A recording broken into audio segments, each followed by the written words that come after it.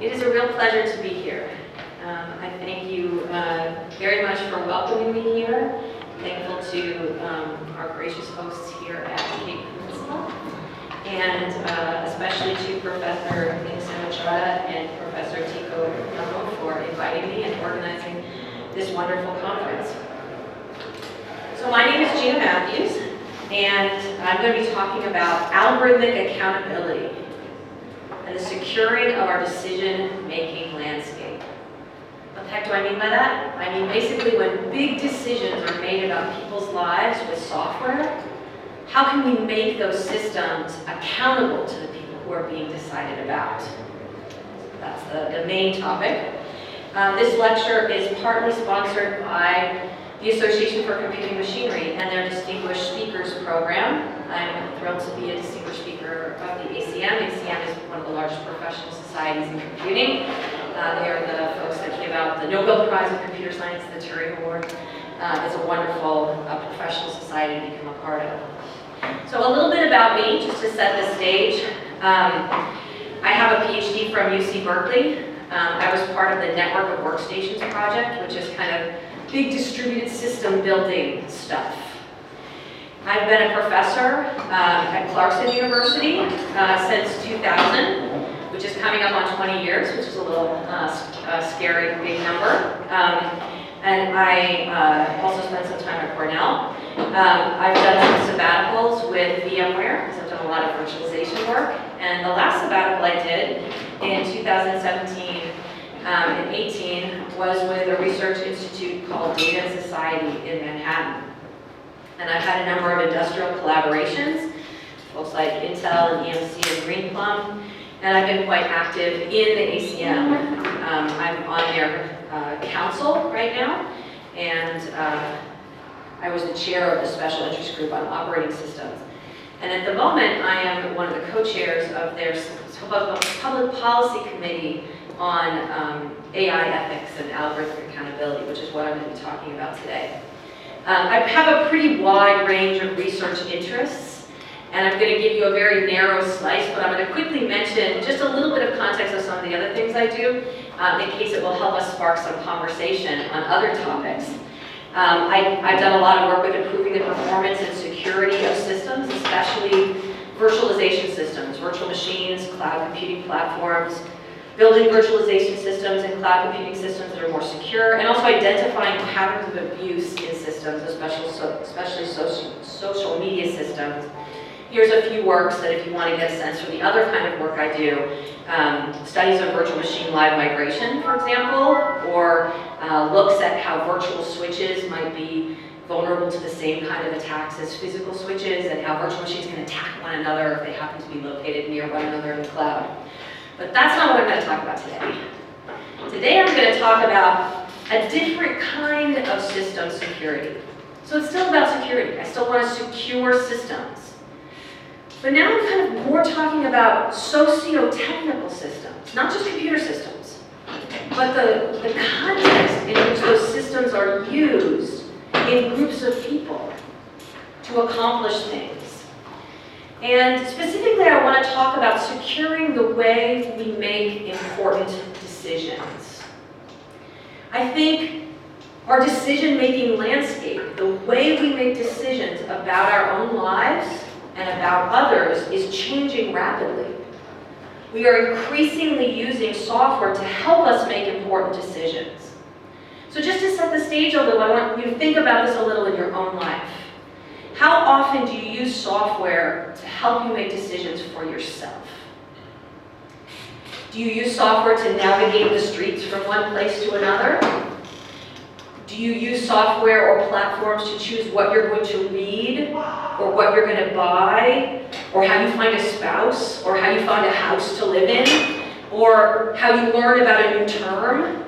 I bet you do. How many people say, yes, I use software to do all of those things? Okay. Now, do you feel like that's changed over the last 10 years? Anybody else have an example? What other things do you use software to do to make big decisions about your own life? Anybody have an example? You just think about it. We can talk about it later. If you have other examples, I'd love to hear them. Now, those are decisions you make about yourself, right? What about decisions made by others about you? Or maybe decisions you make about other people? So things like, how is a list of applicants for a job sorted? If you apply for a job and there's 1,000 people who apply for that job and there's software that sorts the resumes, what's the chances that people on the first page of the search results are going to get the job versus the people on the last page? That's important, super important, right? That's big decisions being made about your life. And once you apply for a job, what about, how did you even hear about that job? What if someone heard about the job and you didn't even hear about it? Right? Could that be a problem? Or what about once you have a job, how are your working hours managed? Is there something that gives you a performance rating? That gives you a number that says how good you are at your job? How is that number produced? Are you able to buy a house? Will you be shown ads for appropriate houses? Will you be able to get credit for the house, for the business? Here's an interesting one. Will your interest rates change if you charge marriage counseling? That's a real thing. I think there was a credit card company that if someone charged marriage counseling, they would up their interest rates and lower their credit line because, divorce can be very expensive. And so, they're worried, But think about how that violates your privacy, how that de-incentivizes healthy behavior, like going to a counselor like you should. What about government services? Will there be more police surveillance in your neighborhood? Do you want more or less? Oh, you don't know, right? If you're arrested, will you go to jail? Now maybe, I've never been arrested, so maybe this isn't front of mind for me about decisions about my life, but it's certainly pretty important decisions, societal decisions. How much insurance will I pay? For car insurance, health insurance. Here's an interesting one. Would your insurance rates go up if you purchased plus-size clothing because they're worried that maybe you might have, or maybe, what if you like the diabetes page on Facebook? Does that mean you might have diabetes and maybe they're worried? Like all of these things. So has the way these decisions are made changed in the last 10 years? How many people think it's changing pretty quickly how we make these decisions? Is everyone in agreement with me? It's changing fast, okay. How is that skewing the answers we get? Could we give examples of how we're making better decisions? I can come up with lots of examples. Like here, I came to Cape Town for the first time. I bet software helped me find places I want to see, restaurants I want to eat in, places I want to stay, much more quickly, right? Okay, so yes, it's helping. Helping with many, many things. But are there examples also of making worse decisions?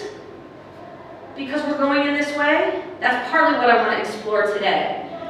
And I want to think not just about accidentally worse decisions.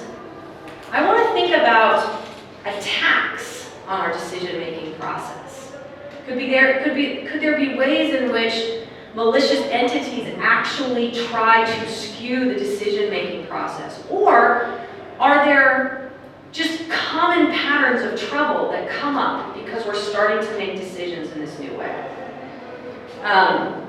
So big decisions about the lives of individuals are being made in partnerships between human decision makers and computer systems, right? Some of it is still personal human decision making, and some of it is input from software. Are you with me? Right? So we have a combination. And that is fundamentally changing our society. It's changing the way we make decisions about many, many things. Important things: hiring, news amplification, criminal justice, elections, credit. Are these important things? They are, right? And it's introducing new vulnerabilities and vectors of attack on these socio-technical systems that I think are important to be aware of. So, I'm not going to talk too much about human decision-making today, but I think we can all admit that human decision-making has problems, right? We make different decisions before lunch than after lunch when we're cranky. We make snap decisions about somebody based on who knows what, right? So human decision-making can be pretty ugly, yucky stuff. But many people, I think, incorrectly think that software decision-making is lovely, logical, cool, unbiased, no problems here. And I'm going to hope to convince you that that's not quite the case. So how does software make decisions? So this is a pretty diverse set of backgrounds in the room, right? We have people from a lot of different disciplines.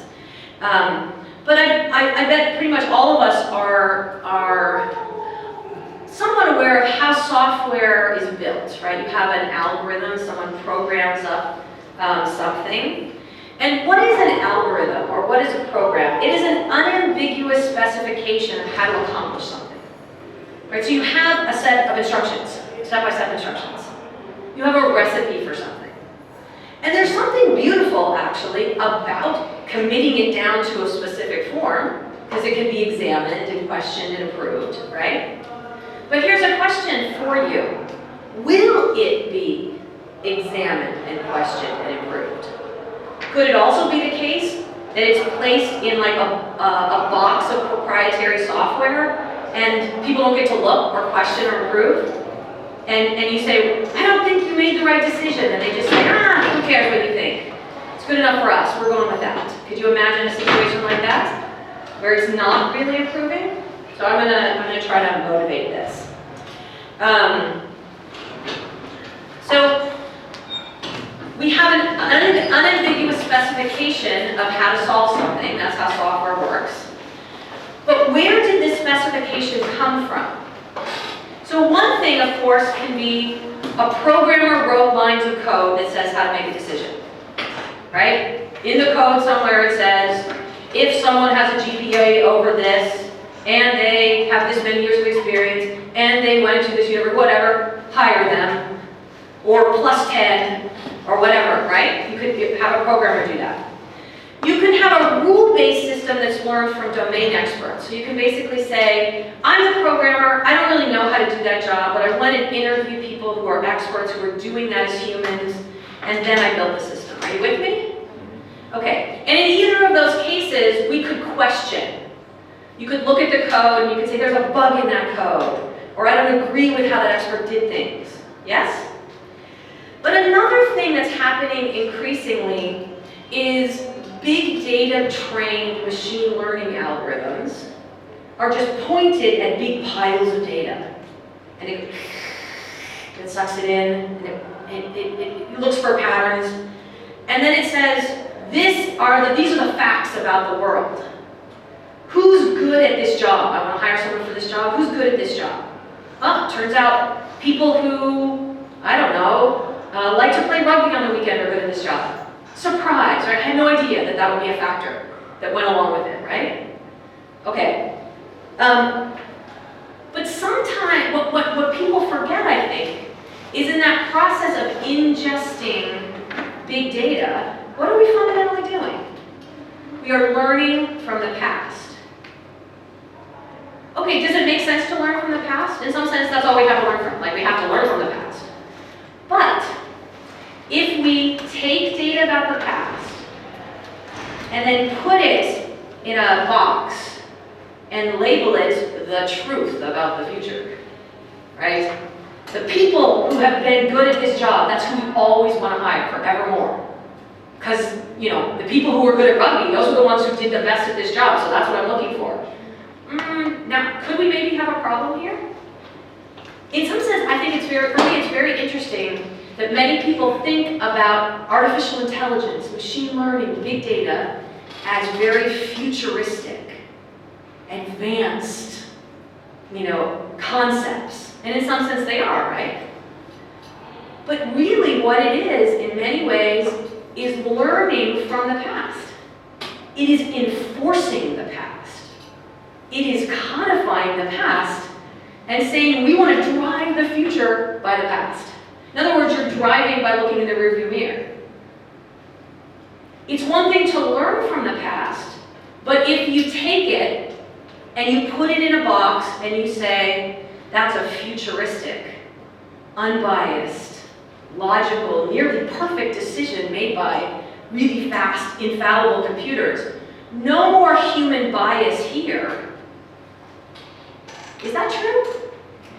It's not really, because where did we learn from? We learned from all the patterns of past data, and now we're just applying those to the future. How many people say, that sounds like a problem? I'm a little worried that that might not work out exactly the way I want it to. Yes, okay. So, how do machine learning systems typically work?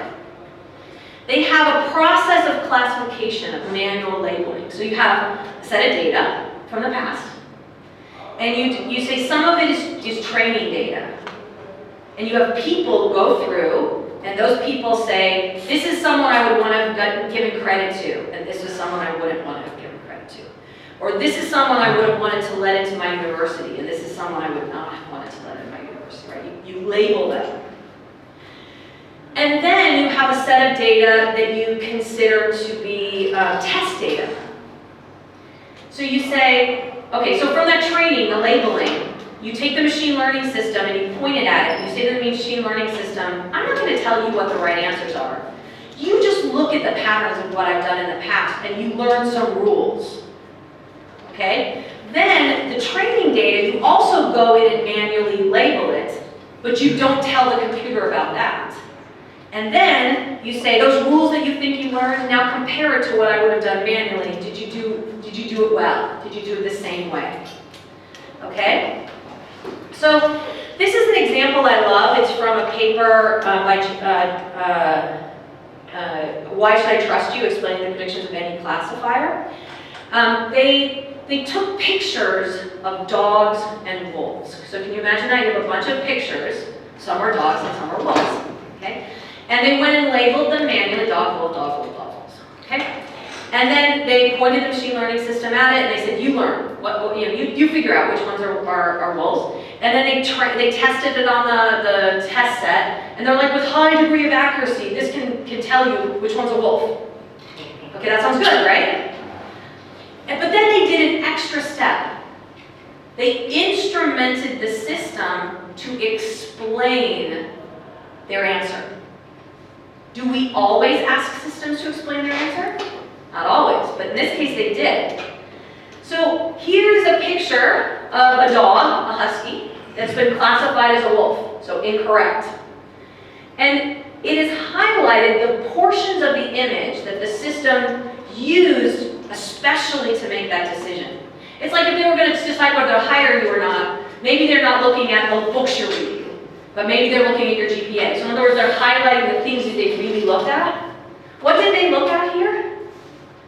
They looked at the snow. That's interesting, right? If you're a dog, are you any less a dog when you're in the snow than when you're out of the snow? No. Now, might there be a correlation? Might wolves more likely live in snowy places? Maybe. But could you imagine, you're like, I'm a dog. I don't care that I'm in the snow. I'm not a wolf. Well, maybe nobody cares. They say, our decision-making system is good enough. As far as we're concerned, you're a wolf. That's it. Now, with dogs and wolves, maybe that doesn't sound too bad, but what if it's, you don't get that job, we don't care. You don't get into that university, we don't care. You don't get into that country, we don't care. You don't get in, credit, we don't care. Now you got a problem. Can you see the problem we're having? So it is one thing to learn from the past and learn correlations, but when we start to allow those to drive big decisions, almost like a digital destiny for people, I don't like that. I want systems that have to explain themselves, that make themselves more accountable to everyone.